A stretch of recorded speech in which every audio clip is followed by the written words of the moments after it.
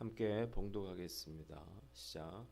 아수르 왕이 다르단과 랍사리스와 랍사기로 하여금 대군을 거느리고 라기스에서부터 예루살렘으로 가서 히스기야 왕을 치게 하매 그들이 예루살렘으로 올라가니라. 그들이 올라가서 윗못 수도 곁 곧 세탁자의 밭에 있는 큰 길에 이르러 서니라. 그들이 왕을 부르매 힐기야의 아들로서 왕궁의 책임자인 엘리야김과 서기관 셈나와 아삽의 아들 사관 요아가 그에게 나가니 랍사게가 그들에게 이르되 너희는 히스기야에게 말하라. 대왕 아수르 왕의 말씀이 내가 의뢰하는 이 의뢰가 무엇이냐. 내가 싸울 만한 계교와 용력이 있다고 한다마는 이는 입에 붙은 말이라 말뿐이라. 내가 이제 누구를 의뢰하고 나를 반역하였느냐. 이제 내가 너를 위하여 저 상한 갈대 지팡이 애굽을 의뢰하도다. 사람이 그것을 의지하면 그의 손에 찔려 들어갈지라. 애굽의 왕 바로는 그에게 의뢰하는 모든 자에게 이와 같으니라. 너희가 내게 이르기를 우리는 우리 하나님 여호와를 의뢰하노라 하리라마는 히스기야가 그들의 산당들과 제단을 제거하고 유다와 예루살렘 사람에게 명령하기를 예루살렘 이 제단 앞에서만 예배하라 하지 아니하였느냐 하셨나니 청하건대 이제 너는 내 주 아수르 왕과 내기하라. 내가 만일 말을 탈 사람을 낼 수 있다면 나는 내게 말 2,000마리를 주리라. 내가 어찌 내 주의 신하 중 지극히 작은 지휘관 한 사람인들 물리치며 애굽을 의뢰하고 그 병거와 기병을 얻을 듯하냐. 내가 어찌 여호와의 뜻이 아니고야 이제 이곳을 멸하려 올라왔겠느냐. 여호와께서 전에 내게 이르시기를 이 땅으로 올라와서 쳐서 멸하라 하셨느니라 하는지라. 힐기야의 아들 엘리야김과 셈나와 요아가 랍사게에게 이르되 우리가 알아듣겠사오니 청하건대 아람 말로 당신의 종들에게 말씀하시고 성 위에 있는 백성이 듣는 데서 유다 말로 우리에게 말씀하지 마옵소서. 랍사게가 그에게 이르되 내 주께서 내 주와 내게만 이 말을 하라고 나를 보내신 것이냐. 성 위에 앉은 사람들도 너희와 함께 자기의 대변을 먹게 하고 자기의 소변을 마시게 하신 것이 아니냐 하고 랍사게가 드디어 일어서서 유다 말로 크게 소리질러 불러 이르되 너희는 대왕 아수르 왕의 말씀을 들으라. 왕의 말씀이 너희는 히스기야에게 속지 말라. 그가 너희를 내 손에서 건져내지 못하리라. 또한 히스기야가 너희에게 여호와를 의뢰하라 함을 듣지 말라. 그가 이르기를 여호와께서 반드시 우리를 건지실지라. 이 성읍이 아수르 왕의 손에 함락되지 아니하게 하시리라 할지라도 너희는 히스기야의 말을 듣지 말라. 아수르 왕의 말씀이 너희는 내게 항복하고 내게로 나아오라. 그리하고 너희는 각각 그의 포도와 무화과를 먹고 또한 각각 자기의 우물의 물을 마시라. 내가 장차 와서 너희를 한 지방으로 옮기리니 그곳은 너희 본토와 같은 지방 곧 곡식과 포도주가 있는 지방이요 떡과 포도원이 있는 지방이요 기름나는 감람과 꿀이 있는 지방이라.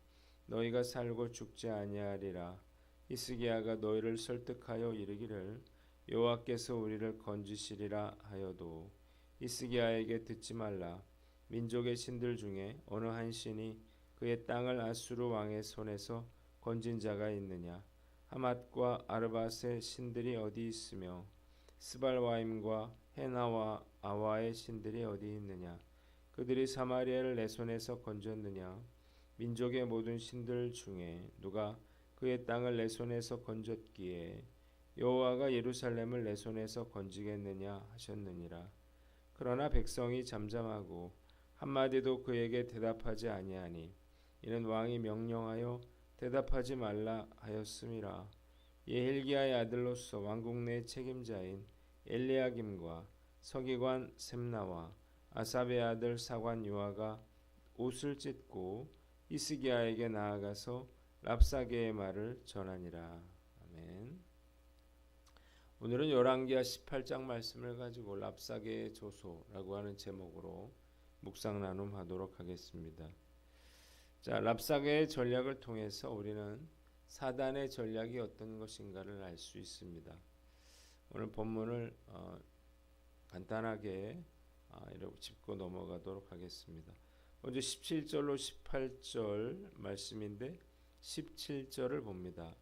아수르 왕이 히스기야 왕을 치게 하매 그들이 예루살렘으로 올라가니라 그랬습니다. 자, 히스기야가 아수르 왕 사네립에게 속전으로 은 300달란트와 금 30달란트라고 하는 막대한 돈을 바쳤죠. 그리고 20만 명에 해당하는 그러한 백성들이 포로로 끌려갔음에도 아수르는 그것에 만족하지 않고 또다시 유다를 침공했습니다. 아수르의 2차 침공이 시작된 거예요. 본문이 우리에게 주는 교훈이 있는데 사단을 대적하라는 것입니다. 랍사게처럼 사단도 우리가 무력하게 패배하면 계속해서 공격한다는 사실을 우리가 알아야 하는 것입니다. 믿음을 잃어버리고 또 무너진 자를 사단은 그냥 내버려 두지 않습니다. 얼마나 쉬운 먹잇감인가요? 이제부터는 위험만 가해도 또 협박만 해도 무엇이든 빼앗을 수가 있는 것입니다. 그러니 계속해서 괴롭히는 거예요. 청소년 시절에 친구에게 한번 돈을 빼앗기면 지속적으로 빼앗기는 것처럼 사단도 우리가 믿음을 잃어버리면 끊임없이 찾아와서 괴롭히고 고통을 주는 것입니다. 때문에 사단은 피하지 말고 대적해야 하는 것입니다. 왜 사단이 믿음을 잃어버린 사람을 공격하는가? 그를 만만히 봤기 때문이에요. 그래서 절대 사단에게 굴복하거나 타협하지 말아야 하는 것입니다. 굴복하면 더 많은 것을 요구한다는 사실을 깨달으시기를 바랍니다. 사탄의 목적은 어디 있나요? 결국 우리를 파멸시키고 죽이는 데 있습니다. 사자가 어리고 병든 짐승들을 공격하는 것처럼 사단도 믿음이 연약하고 힘든 성도들을 노립니다. 사단을 피하면 쫓아온다라고 하는 사실을 알고 담대하게 사단과 맞서 싸워야 하는 거예요. 1차 침공 때 무력하게 아수르 왕에게 굴복했던 것과는 달리 히스기야는 이제 하나님을 의지하고 아수르에게 대항하기 시작합니다. 그러자 하나님께서 일하시기 시작했어요. 놀라운 반전의 드라마가 이제 시작되는 것입니다. 오늘 난 어떤가 살펴보고 내가 믿음이 없어서 지금까지 사단에게 고통받았다면 이제부터는 하나님을 신뢰하며 믿음으로 사단을 대적해야 하는 거예요. 오늘 이 말씀을 확신하고 사단의 공격에 담대히 맞서 싸우는 저와 여러분들 되시기를 주님의 이름으로 축원합니다. 두 번째는 19절로 22절인데 22절을 봅니다. 히스기야가 산당들과 제단을 제거하고 예루살렘 이 제단 앞에서만 예배하라 하지 아니하였느냐 그랬습니다.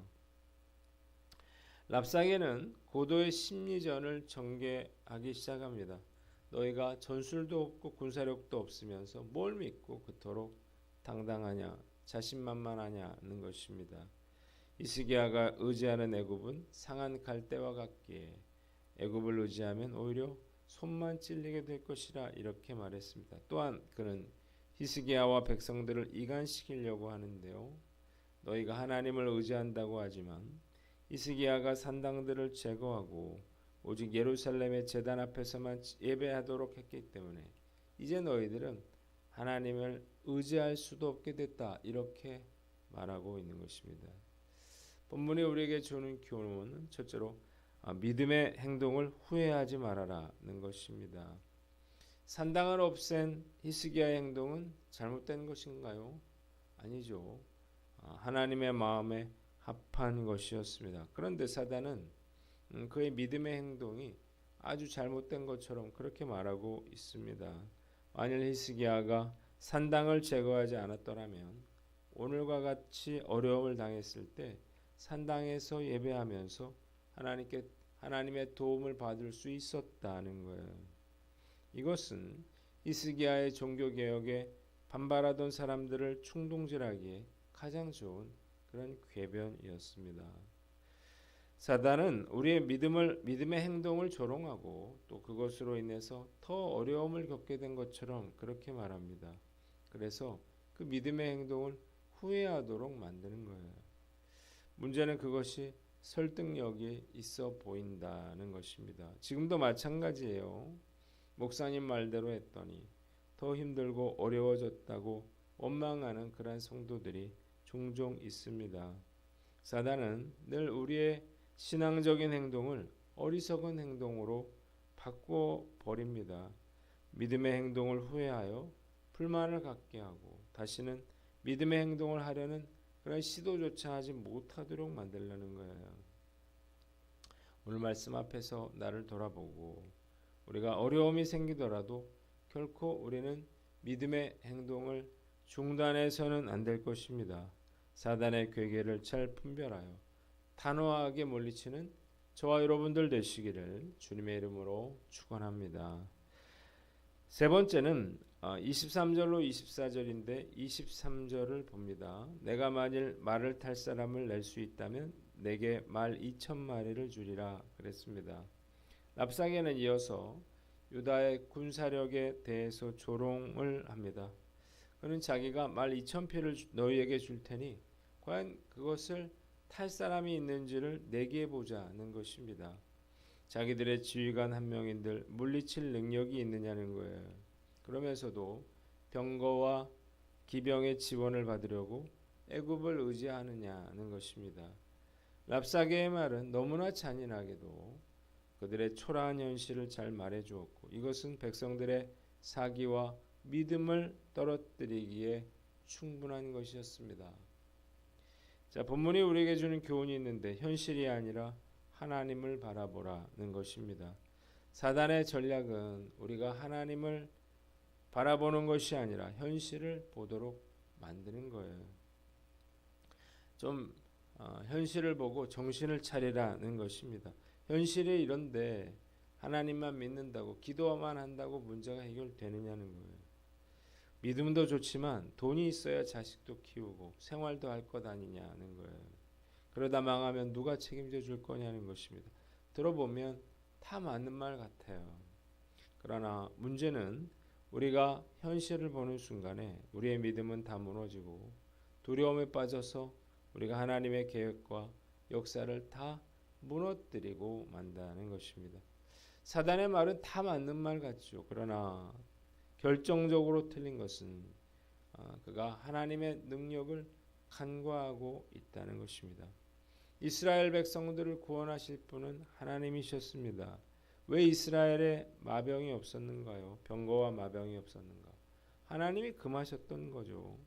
당시 마병과 병거는 지금의 탱크와 같은 그런 첨단 무기였지만 하나님께서 이를 금하신 이유는 이스라엘 백성들이 하나님이 아니라 병거와 마병을 의지할까 염려하셨기 때문입니다. 정말 위기 상황은 우리의 먹고 사는 문제나 진로의 문제가 아니라 우리가 하나님이 아니라 우리의 현실을 바라보기 시작하는 것입니다. 하나님이 아니라 우리가 현실을 바라보는 순간 우리는 믿음을 잃고 방황하게 되는 거예요. 그래서 불신앙으로 하나님의 계획을 다 망가뜨리는 것입니다. 현실을 좀 보라고 하는 그런 사단의 말에 결코 속지 말아야 하는 것입니다.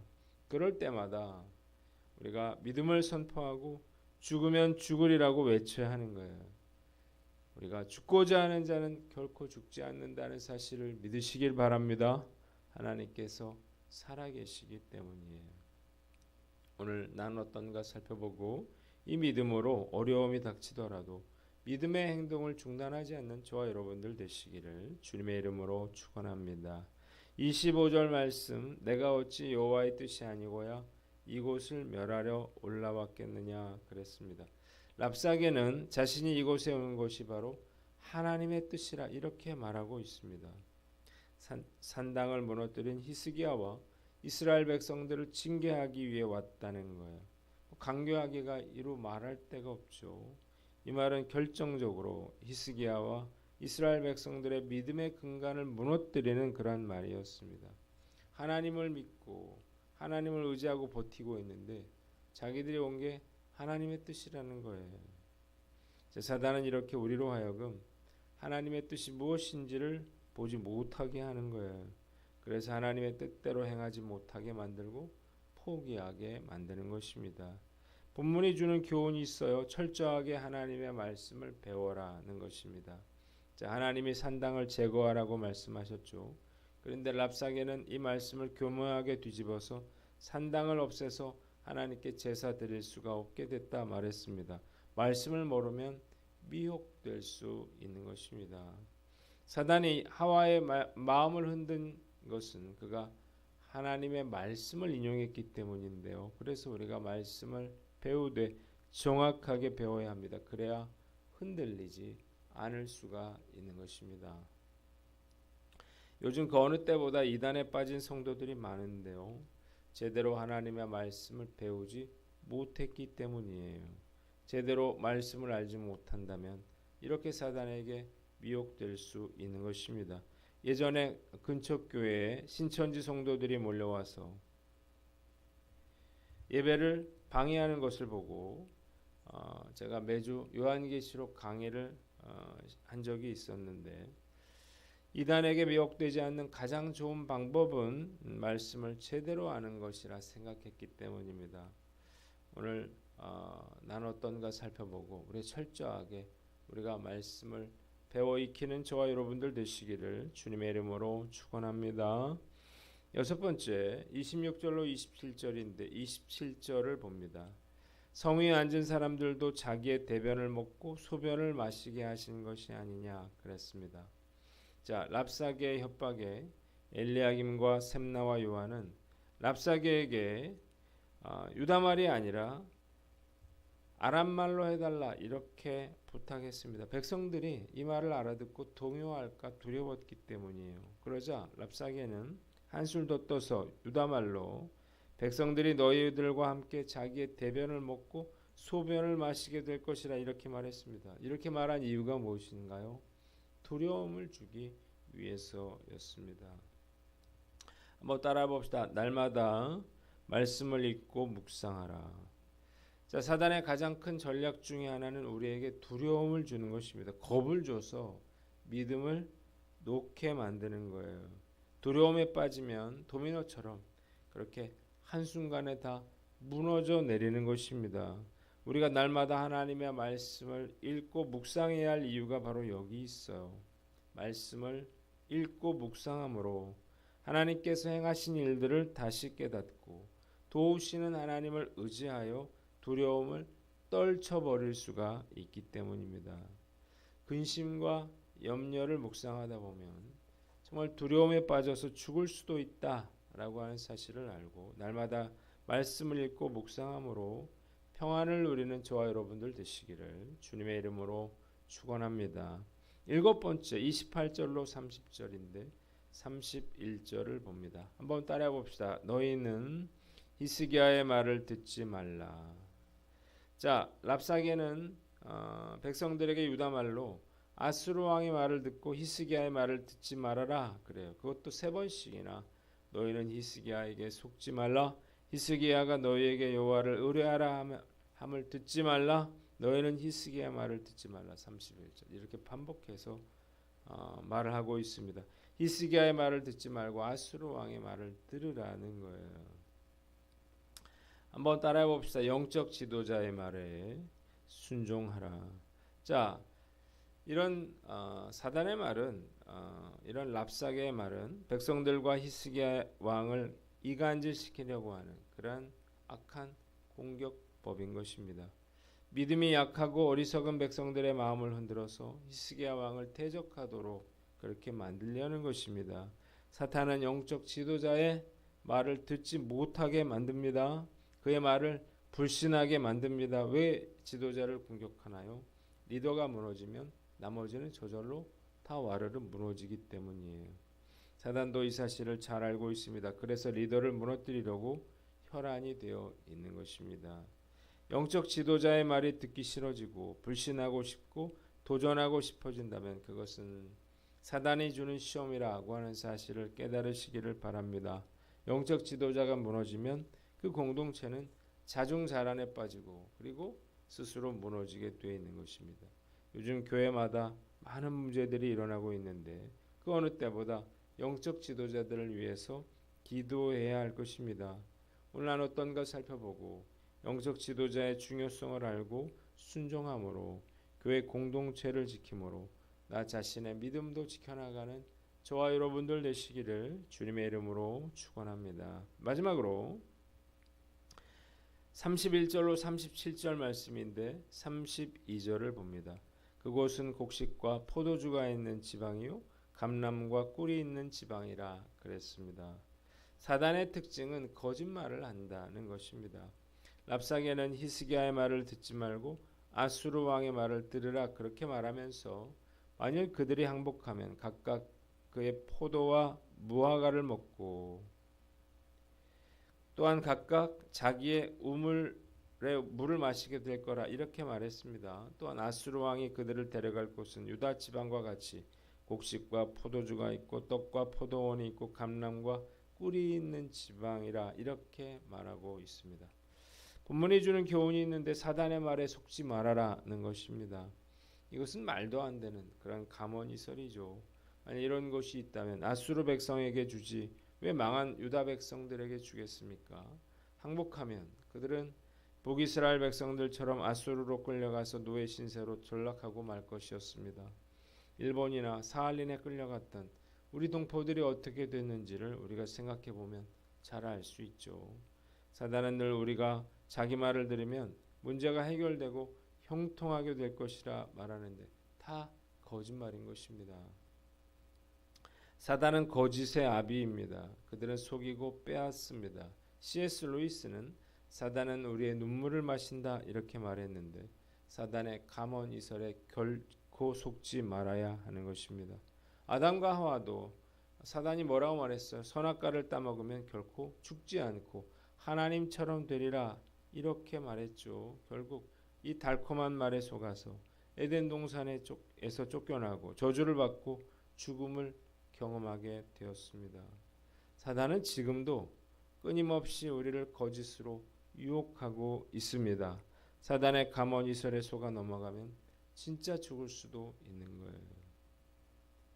사단의 하나님의 음성은 귀에 거슬리지만 사단의 음성은 천사의 음성과 같이 들릴 수 있습니다. 그래서 속아 넘어가는 거예요. 듣기 좋은 말이 아니라 듣기 힘든 말에 귀를 기울여야 합니다. 입에 쓴 약이 몸에는 좋은 법인 것입니다. 오늘 나눴던 것 살펴보고 사단에게 속지 않도록 성령께서 우리에게 깨달음과 분별력을 주시기를 주님의 이름으로 축원합니다. 기도하겠습니다. 하나님 아버지, 어떤 상황에서도 우리가 사단에게 속지 않고 대적하게 하여 주시옵소서.